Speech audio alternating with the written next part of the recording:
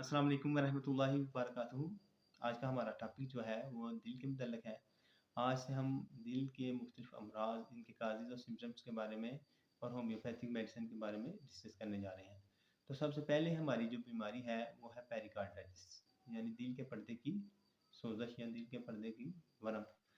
तो गाँठिया और वजन मुफासल खासकर इसकी वजह होती हैं, यानी कई दफ़ा गाँठिया की वजह से दिल के पर्दे में वरम पड़ जाता है।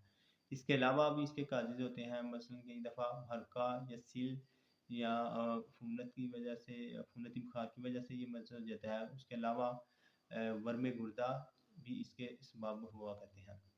तो इसकी साइन सिम्पटम की तरफ आएँ तो इसकी अलामात इस तरह से होती हैं कि मरीज़ के जो हार्ट है उसमें पेन शुरू हो जाती है अचानक ही। उसके बाद साथ में ही मरीज़ को पल्पिटेशन या धड़कन की अलामात शुरू हो जाती हैं। उसके अलावा मरीज़ को अगर देखें तो उसको सीना ऐसा महसूस होता है जैसे जकड़ा हुआ है, साँस लेने में तकलीफ़ महसूस होती है। उसके अलावा सर दर्द, तशन्नुज या बेहोशी, इनमें से कोई अलामात भी साथ में मिल जाती हैं। तो इससे पता चलता है कि ये मसला मरीज़ को शुरू हो गया है पेरिकार्डाइटिस का। तो इसके लिए होम्योपैथिक की मेडिसिन जो इस्तेमाल होती हैं वो हैं एकोनाइट, ब्रायोनिया, काल्चिकम, डेजिटेलिस, राटमराड और नाजा। ये मेडिसिन है जो अपनी अलामात के हिसाब से आप देख के तो दे सकते हैं। तो सेल्फ मेडिकेशन से परहेज़ करें।